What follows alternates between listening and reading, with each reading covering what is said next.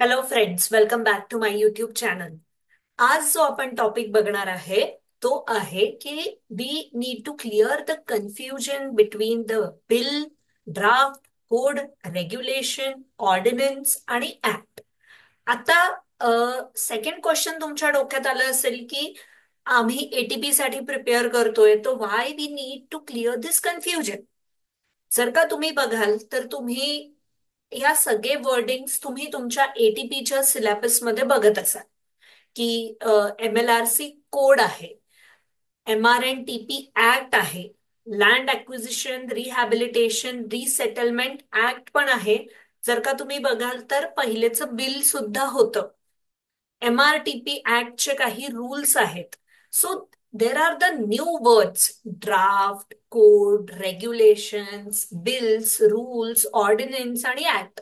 मग यांना वेगवेगळं नाव का देण्यात आलंय, म्हणजे कोड का म्हणलंय, ऍक्ट का म्हणलंय, ऑर्डिनन्स का म्हणलंय. सो या सगळ्या गोष्टींचा एक वेगळा अर्थ असतो आणि तो आपण आज या पूर्ण व्हिडिओमध्ये क्लिअर करूया कन्फ्युजन. आता हा व्हिडिओ तुम्ही एंड पर्यंत बघा, कारण की ती म्हणजे MRTP ऍक्टला घेऊन म्हणा किंवा कोणतेही ऑर्डिनन्स किंवा कोडला घेऊन जर का काही प्रश्न असतील तर तुमच्या आपल्या कन्फ्युजन क्लिअर होईल जर का तुम्हाला या गोष्टींचा अर्थ कळला तर. सो आता आपण एक एक्झाम्पल बघू की कोणत्याही कार वर्किंगसाठी आपल्याला काय लागतं की त्याच्या सगळ्या कंपोनेंट्स लागतात, म्हणजे इंजिन लागतं, कार सीट्स लागतात, व्हील्स लागतात. सगळ्या गोष्टी फुल्ली फंक्शन करण्यासाठी आपल्याला each and every part plays an important role. म्हणजे प्रत्येक गोष्ट ही खूप इम्पॉर्टंट आहे. म्हणजे various functional components works at every efficiently, तरच ते सगळं सुरळीत चालतं. ऑन अ सिमिलर लाईन, जेव्हा आपण इंडिया ऍज अ एक नेशन मांडतो, त्याच्यात खूप साऱ्या वेगवेगळ्या फील्ड्स येतात. ऍग्रिकल्चर येतं, ट्रान्सपोर्टेशन, हाऊसिंग येतं. So to have and proper smoothly working of this things, आपल्याला काय करावं लागतं, we should have some laws, acts, ordinance, code, bill. या सगळ्या गोष्टी एक सुरळीत देश एक सुरळीत चालण्यासाठी लागतं. सो पण आता हे जेव्हा करतं, म्हणजे फंक्शनल बॅकबोन, म्हणजे ह्या सगळ्या गोष्टी पास करण्यासाठी, या सगळ्या गोष्टी ऍक्ट बनवण्यासाठी, रूल्स अँड रेग्युलेशन बनवण्यासाठी इंडियाचे बॅकबोन आहेत. एक आहे लेजिस्लेटिव्ह, एक्झिक्युटिव्ह आणि ज्युडिशरी. आता आपण बघू की लेजिस्लेटिव्ह काय असतं, काय करतात, एक्झिक्युटिव्ह काय करतात आणि ज्युडिशरी, आणि त्याच्यात कोणकोणते घटक येतात. So legislative, they are the makers, they are the law makers, right. Executive कोण असतात, दे आर द इम्प्लिमेंटर्स, म्हणजे जे काही लॉ लेजिस्लेटिव्हनी बनवलेले आहेत ते इथे इम्प्लिमेंट केल्या जातं. आणि ज्युडिशरी काय असतं की जे इंटरप्रिटर, म्हणजे जे लॉ बनवलेले आहेत ते इम्प्लिमेंट करताना ज्या काही अडचणी येतील त्यांना इंटरप्रेट करणं हे ज्युडिशरीचं काम असतं. So these are the three functional backbone: legislative, executive आणि ज्युडिशरी. आता लेजिस्लेटिव्ह मध्ये कोण येतं? सो लेजिस्लेटिव्हला हेड करतं प्रेसिडेंट, लोकसभा आणि राज्यसभा, म्हणजे लोअर हाऊस आणि अप्पर हाऊस, राईट. आणि on a similar hand executive मध्ये कोण कोण आहे कंपोनेंट्स? प्रेसिडेंट, व्हाईस प्रेसिडेंट आणि प्राईम मिनिस्टरचं कॅबिनेट. आणि ज्युडिशरीमध्ये सुप्रीम कोर्ट, हायकोर्ट आणि सबऑर्डिनेट कोर्ट. पण आता हे काय झालं, हे सगळं सेंट्रल गव्हर्नमेंट बद्दल आपण बोलतोय. म्हणजे फॉर एक्झाम्पल, जर का आपण आपल्या एटीपीच्या सिलेबसशी कोरिलेट केलं तर land acquisition rehabilitation resettlement bill, resettlement act 2013, हा जो आहे हा सेंट्रलचा ऍक्ट आहे. सो तेव्हा या सगळ्या गोष्टी आल्या.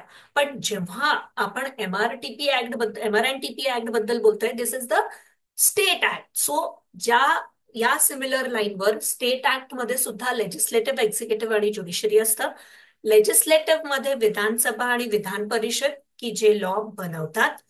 एक्झिक्युटिव्ह मध्ये गव्हर्नर, चीफ मिनिस्टर आणि स्टेट काउन्सिल ऑफ मिनिस्टर, की जे या लॉला, जे आपण ऍक्ट जे बनलेले आहे त्यांना इम्प्लिमेंट करतात आणि ज्युडिशरी त्यांना इंटरप्रेट करतात. म्हणजे ऑन अ सिमिलर हँड जसं सेंट्रलला आहे, ऑन अ सिमिलर हँड स्टेटला सुद्धा आहे. सो आता एखादा ड्राफ्ट जेव्हा पार्लमेंटला सबमिट होतो, तेव्हा म्हणजे पहिले काही बनवण्याच्या अगोदर इट इज अ ड्राफ्ट. म्हणजे एखाद्या गोष्टीचं, जसं for example land acquisition rehabilitation resettlement, हे ड्राफ्ट पहिले पार्लमेंटला सबमिट झालं.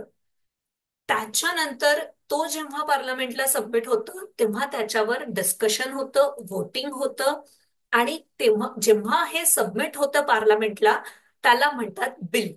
म्हणजे सबमिट होण्या अगोदर it is non as draft, आणि जेव्हा ते सबमिट झालेलं आहे आणि त्याच्यावर डिस्कशन होत आहे, त्याच्यावर वोटिंग्स होतात आहे, सो त्याला म्हणतात बिल. राईट? ड्राफ्ट आणि बिलचा डिफरन्स कळला असेल. आता हा ड्राफ्ट कुठे पार्लमेंटमध्ये, लोकसभामध्ये पास होतो, आणि राज्यसभामध्ये पास होतो. लोकसभामध्ये पास झाल्यानंतर तो राज्यसभेला जातो. तिथनं पास झाल्यानंतर प्रेसिडेंट त्याला मान्यता देते, आणि एवढं सगळं झाल्यानंतर it is converted into the act. म्हणजे पहिले ड्राफ्ट बिलमध्ये कन्वर्ट होतं, आणि बिल तिन्ही ठिकाणी पास झाल्यानंतर त्याला ऍक्ट म्हणण्यात येतं. राईट? सो इथे आपले अ, तिन्ही डिफरन्सेस झालेत, ड्राफ्ट, बिल आणि ऍक्ट. आता सिमिलरली जेव्हा लेजिस्लेटिव्ह कडे, विधानसभामध्ये सुद्धा हे, जसं आपण स्टेट बद्दल बोललो, तर विधानसभा आणि विधान परिषद मध्ये सिमिलरली स्टेटचे ऍक्ट, बिल जातात, ते पास होतं, त्याच्यानंतर गव्हर्नर त्याला पास करतं, आणि then that bill has been converted into the act. Right? आता बघा, पार्लमेंट हे पूर्णतः फुल टाइम काम करत नाही. So there are the sessions, budget sessions, monsoon session आणि विंटर सेशन. ठीक आहे, मोस्ट प्रोबेबली बजेट सेशन हे जानेवारी टू मेच्या मध्ये होतं, monsoon session July to August, आणि विंटर सेशन ह्या नोव्हेंबर डिसेंबर मध्ये. हे असं कुठेही लिहिलेलं नाहीये, पण मोस्ट प्रोबेबली हा अशा प्रकारे सेशन्स होतात. पण कोणत्याही दोन सेशनच्या मध्ये 6 महिन्यापेक्षा जास्त गॅप नकोय. ठीक आहे? सो बजेट आणि मान्सून सेशनच्या मध्ये 6 महिन्यापेक्षा जास्त गॅप नकोय, म्हणजे 6 महिन्याच्या आतमध्ये कोणतेही दोन सेशन्स व्हायला पाहिजे. आपण बघितलं की दोन सेशन मध्ये 6 महिन्याचा, मॅक्स टू मॅक्स 6 महिन्याचा गॅप असू शकतो. सो या दोन सेशनच्या काळात जो गॅप असतो त्याला म्हणतात रिसेस. ठीक आहे? तो मे बी सेंट्रल मध्ये असो किंवा स्टेटमध्ये असो. त्या रिसेसला सेंट्रलमध्ये प्रेसिडेंट आर्टिकल 123 नुसार असतं, आणि स्टेटमध्ये गव्हर्नर आर्टिकल 213 नुसार असतं. आता बघा, असं नेहमी पार्लमेंट वर्क करत नाही. सो त्या सेशन मध्ये, त्या रिसेस सेशन मध्ये, जर का देर इज अन इमर्जन्सी, आणि त्या इमर्जन्सीच्या काळात आपल्याला काही ऍक्ट पास करायचे आहे, पण सेशन नसल्यामुळे ह्या ऍक्ट तेव्हा पास होऊ शकणार नाही. सो तेव्हा येतं ऑर्डिनन्स. म्हणजे जर का पार्लमेंट व रेसेसमध्ये आहे आणि सगळे ऍक्ट हे पार्लमेंटमध्ये पास होतात, सेशन्समध्ये पास होतात, पण तेव्हा जेव्हा हे वर्क मध्ये नाही आहे, तेव्हा जो पास होतो त्याला म्हणतात ऑर्डिनन्स. पण या ऑर्डिनन्सची व्हॅलिडिटी ही 6 मंथ 6 वीक एवढीच आहे. आता बघा, इथे आपण लॉजिक समजून घेऊया की why the ordinance is only for the 6 month 6 week. आता बघा, याचं एक्झाम्पल पण आपण बघू, आणि तो MRTP ऍक्ट मध्ये बघा. MRTP ऍक्ट मध्ये सेक्शन नंबर 31 मध्ये चेंजेस झालेले, जेव्हा सेशन चालू नव्हतं, आणि it was the emergency that की सेक्शन नंबर 30 आणि 31 मध्ये चेंजेस करावे लागणार आहेत. सो त्यावेळेस एक ऑर्डिनन्स काढण्यात आलं की टिल द टाइम जेव्हा सेशन सुरू होत नाही तोपर्यंत हा, जेव्हा टाइम लिमिट म्हणजे 6 मंथ to 12 मंथ्स केलेला आहे सेक्शन नंबर 30 मध्ये, आणि 31च्या ज्या टाइम लिमिट्स होत्या त्या डिलीट करण्यात आलेल्या आहेत. सो या केसमध्ये तेव्हा ऑर्डिनन्स पास झाला. राईट? तर त्या ऑर्डिनन्सची व्हॅलिडिटी किती आहे? 6 मंथ 6 वीक. आता ही 6 मंथ 6 वीकच का असते हे पहिले आपण बघू. कारण की आपण आत्ताच बघितलं की 2 सेशन मध्ये कितीचा गॅप असायला पाहिजे, 6 महिन्याचा. म्हणजे एक इमर्जन्सी मध्ये ऑर्डिनन्स पास झाला तरीही तुम्ही नेक्स्ट सेशन मध्ये त्याला सबमिट करा, सो दॅट तिथे तो पास होऊन ऍक्ट बनेल, अमेंडमेंट होतील. Right. So 6 month is valid. आणि जेव्हा एकदा तो सबमिट झाला तर त्याच्यावर 6 वीक मध्ये पूर्ण डिस्कशन होईल आणि आयदर त्याला पास करून त्याला ऍक्ट अमेंडमेंट्स करण्यात येतील किंवा त्याला डिसमिस करण्यात येईल, तर पास होणार नाही. सो कोणत्याही ऑर्डिनन्सची लिमिट ही 6 मंथ 6 वीक असते. ठीक आहे. आता सिमिलरली जेव्हा आपण रूल्स बद्दल बोलतो, म्हणजे MR&TP ऍक्टचे आपण रूल्स बघितले, आर्बिट्रेटरचे रूल्स बघितले, लेवी डेव्हलपमेंट चार्जेसचे रूल्स बघितले. So now what is rules, आपण बघितलं की ऍक्ट कोड बनवतं legislative, who is the act maker. Now who implements it, so executive implements it. So पूर्ण ऍक्ट सुरळीत चालण्यासाठी, on a ground level implement होण्यासाठी सगळ्या गोष्टी या ऍक्ट मध्ये देणं पॉसिबल होत नाही.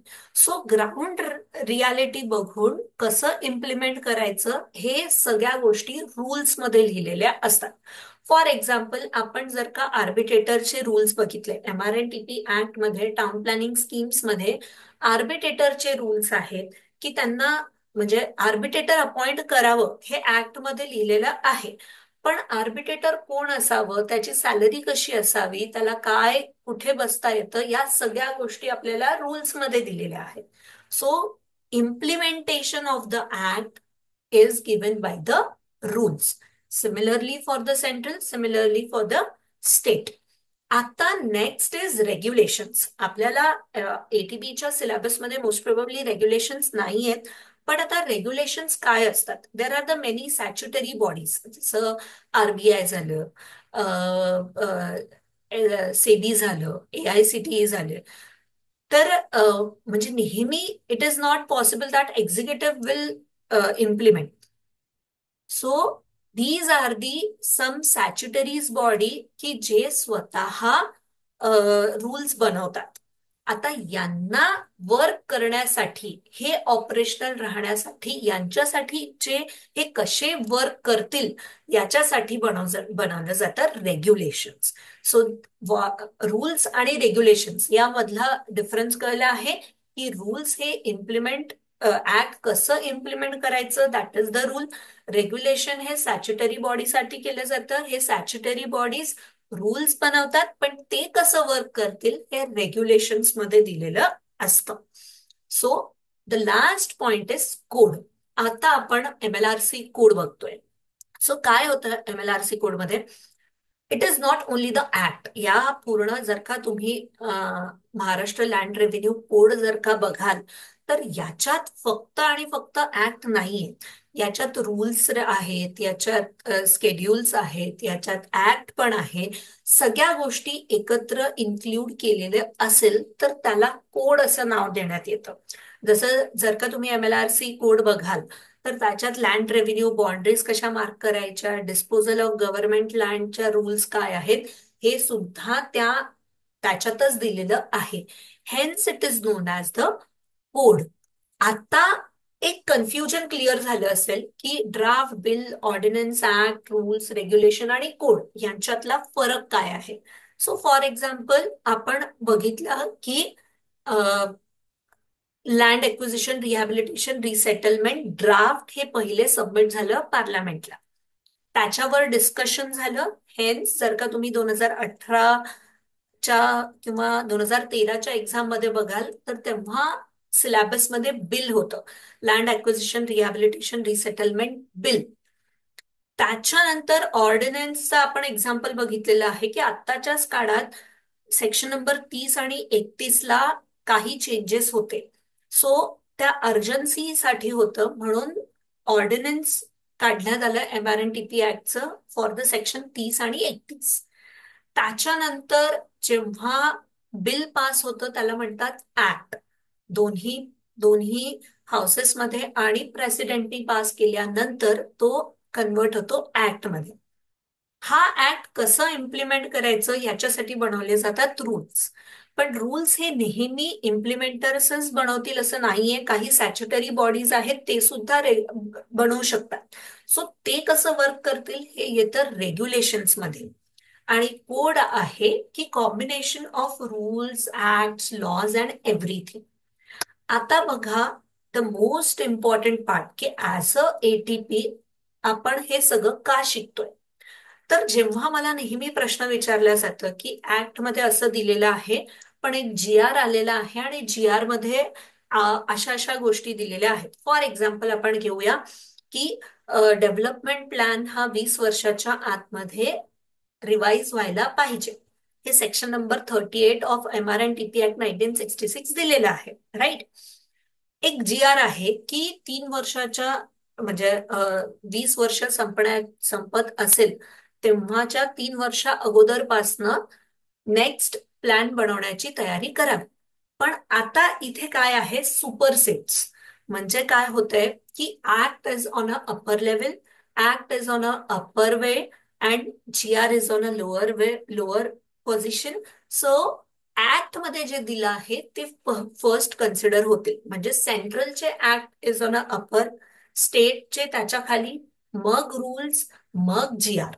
So these are the hierarchies. सो सगळ्यात अगोदर जो सगळ्यांना सुपरसीड करतो that is the central act, and then state act आणि मग जी आर. सो अशा प्रकारे आपण आज काय बघितलेलं आहे की draft, bill, ordinance, act, rules, regulation आणि कोड यांच्यातला डिफरन्स बघितलाय. आता मी नेक्स्ट जे करणार आहे व्हिडिओ तो आहे रूल्सवर. आपल्याला MR&TP ऍक्ट 1966 वर खूप सारे रूल्स आहेत. म्हणजे एक फक्त रिजनल प्लॅन किंवा रिजनल डेव्हलपमेंट प्लॅन किंवा टाउन प्लॅनिंग स्कीम एवढेच फक्त रूल्स नाहीयेत, तर खूप सारे रूल्स आपल्याला इथे बघायला मिळतात. So on a next video I am going to explain you the regional planning board rules. आणि तेच रूल्स मी एज्युफेस्ट अकॅडमीच्या टेलिग्राम ग्रुपवर सुद्धा शेअर करेल. आणि similarly you can have access of all the rules of MR&TP Act on EduFest Academy's app. So please download the EduFest Academy's app. Me description मध्ये link टाकलेली आहे. तिथनं ऍप डाउनलोड करा आणि तुम्हाला रूल्सच्या सगळ्या सॉफ्ट कॉपीज मिळतील. अशाच प्रकारच्या अजून व्हिडिओसाठी माझ्या टेलिग्राम ग्रुपला जॉईन करा. आणि सोबत सोबत एज्युफेस्ट अकॅडमीचं ऍपही डाउनलोड करा. तिथे तुम्हाला अशाच प्रकारचे व्हिडिओज आणि स्टडी मटेरियल मिळतील, so that it will be helpful for you in the ATP exam, to crack the ATP exam. कारण की खूप बारीक बारीक गोष्टी आहेत की बिल, ऑर्डिनन्स, ऍक्ट आणि रूल्स. जेव्हा ऑर्डिनन्स आलेलं मार्चच्या अगोदर आय वॉज लाईक की थांबा, unless and until it is not sanctioned in the parliament it is not an amended. And then त्याचं अमेंडेड झालं आणि त्याला ऍक्ट मध्ये कन्वर्ट करण्यात आलं. सो अशा प्रकारे एकदा डिफरन्स कळला की तुम्हाला आन्सर्स देण्यामध्ये सुद्धा खूप लवकर हेल्प होते. Thank you. थँक्स.